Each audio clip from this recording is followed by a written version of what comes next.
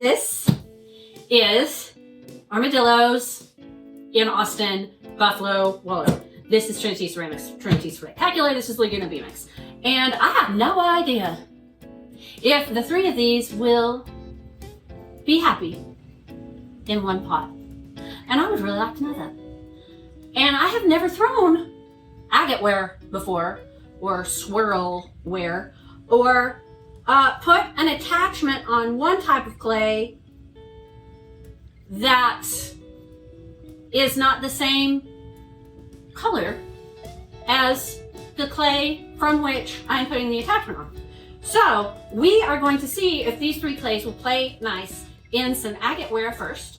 You and me, babe. You and me, babe. It's just nothing else like you.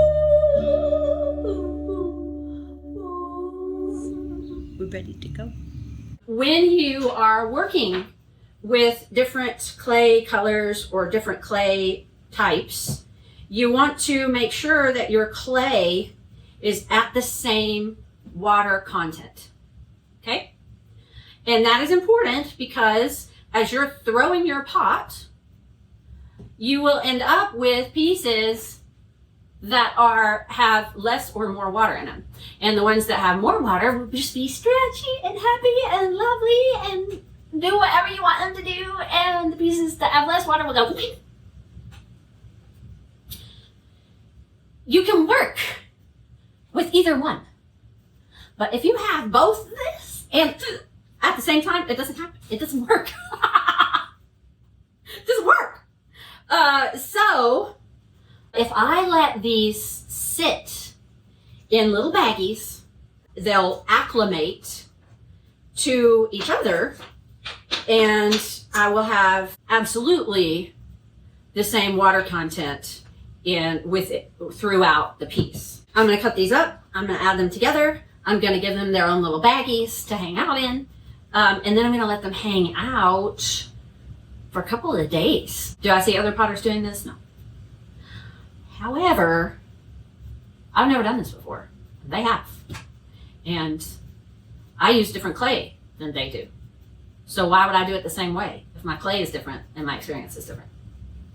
Just thoughts from a potter. One potter to another. Thanks for coming, everybody. The other thing that I think is advantageous about doing it this way is that I can put some water in between each layer. You would never want to do this if you were going directly to the wheel because the water would make it slip. But I'm not going directly to the wheel. So I can put a little water and make these really stick to one another. And I think that that will be better in the long run. I have no idea. I've done this before. But this one's getting water as soon as I get all the air bubbles out of it. Water. So I have water in between layers. I have 3 different colors of clay. Now, y'all get to be best friends, okay? Everybody likes everybody else. Harry. Hermione. Ron. In the tent. You only live once, people. You only live once.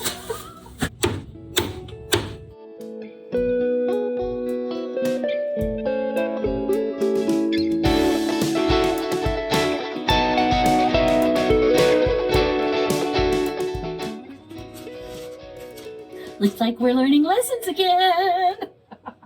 There's 2 things that I have found that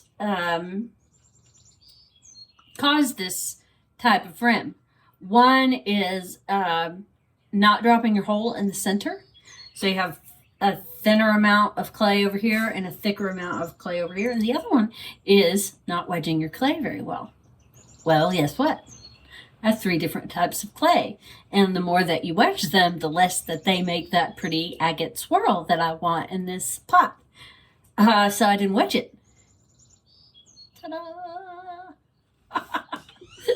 What you'll get is hard spots and soft spots throughout the clay, and the hard spots won't move real fast and soft spots will move very, very fast. And that's what I have here, is one big old long piece of B-mix. So if you're getting the wonky rim issue, maybe you're not wedging your clay well enough. That obviously is the case here. Let's go ahead and reveal what it looks like, and then we'll decide if it's worth working on.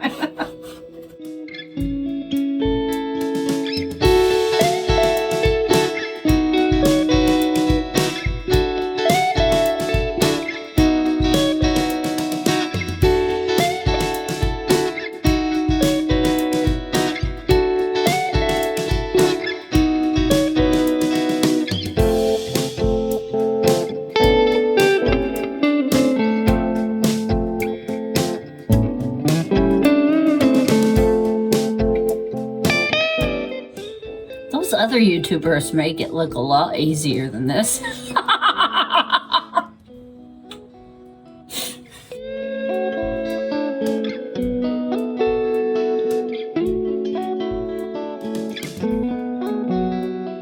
So I don't know, but I would bet you that's B-mix.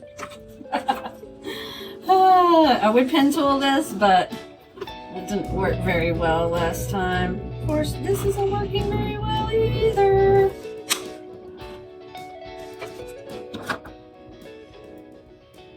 Oh, it's not. Oh my goodness.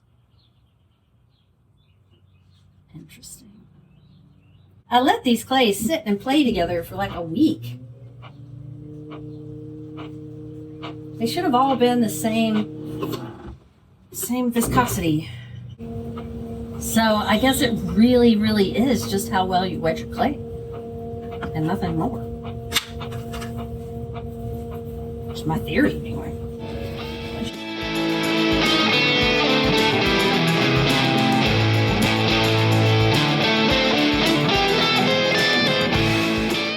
I wedged this one better than I wedged the last one, but I didn't get any better results. So have I mentioned lately that I consider this channel a figuring it out channel and not necessarily a how-to channel?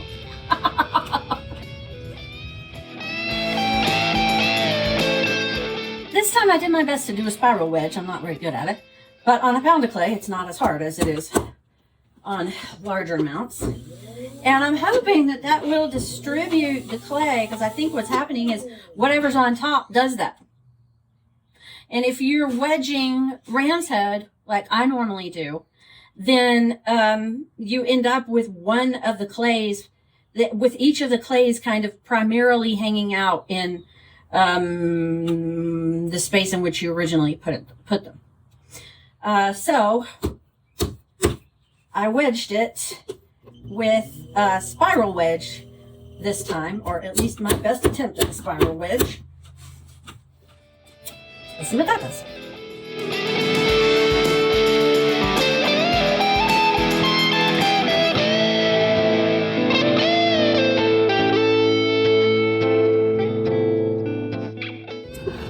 Now, if that's not a really good indication of how wedging matters, then I don't know what is. But because it mixed it so much better, I really don't have the nice streaky look that I was looking for, which is irritating. You know, it's kind of a crapshoot as far as getting that beautiful swirl look. We're figuring it out. It's already been a whole day. Can you believe it? Let's see how these guys trim. First thing I want to make sure of is that my foot is not going like this. And the easiest way to do that is to close your eyes. And it's just a teeny, teeny, teeny bit. Not enough that I'm worried about the rim, worried about needing to actually retrim the rim on this one.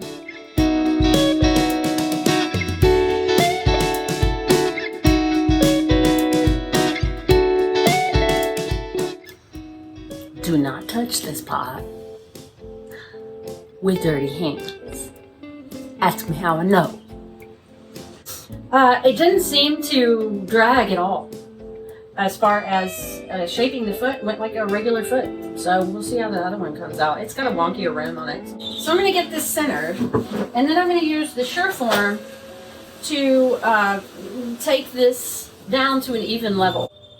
I don't know if you can hear it or not, but wonky rim.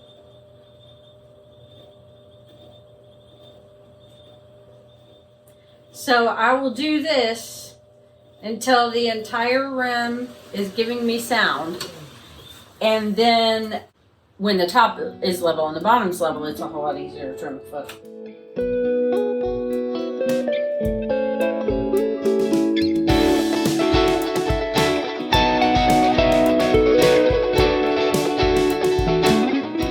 That looks great. I'm not going to pull the handles. I have this little doodad. He's not fancy like the new ones. Kemper HM1. If I drag him through this clay, then guess what?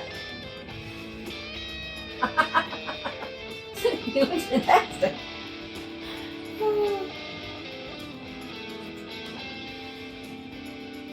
Ta-da!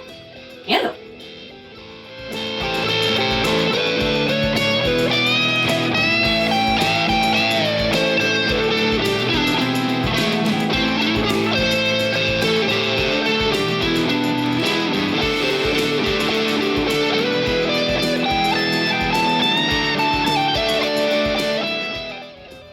Now, how am I supposed to attach this handle without smearing all the beautiful colors that I just put into it? Wow, that was harder than I thought it would be. Here we go. They look absolutely nothing like I planned them to look, but I like them nonetheless because they're mine and I like them. And they're my very first ones. And sometimes the very first ones just don't go the way you expected it to. It's hard to get a handle on without smearing a whole bunch of clay around. I use brand new water rather than muddy water, and that certainly helped. I will go over these again once the dryness level kind of levels out. And then I can scrape off the layer of slip that is on the handle and get some of these nice, pretty, hopefully, lines in the finished product. And stop messing with it or you're gonna break it. This one, all the white got inside. And oh my gosh, is it beautiful. It's beautiful inside. And don't get me wrong, it's gonna be beautiful outside too. This one, love this streak of white that goes all the way around the pot. Loving that. So, you know, very excited to see how these come out of the kiln. Also very excited to see if they dry nicely together and if they separate at any point during firing, because I don't actually know what their different coefficient of expansions are and all of the, you know. So that is my very first experience with Agateware. If you have any tips for me, please, please, please put them in the comments. Things that I learned were I need more practice with handles. And wedging matters. Not only for this, but for everything. I think that was a big lesson. Wedging matters.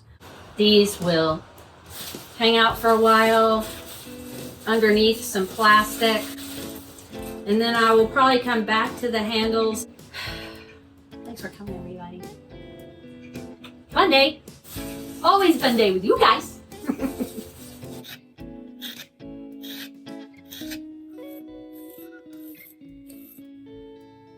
So pretty.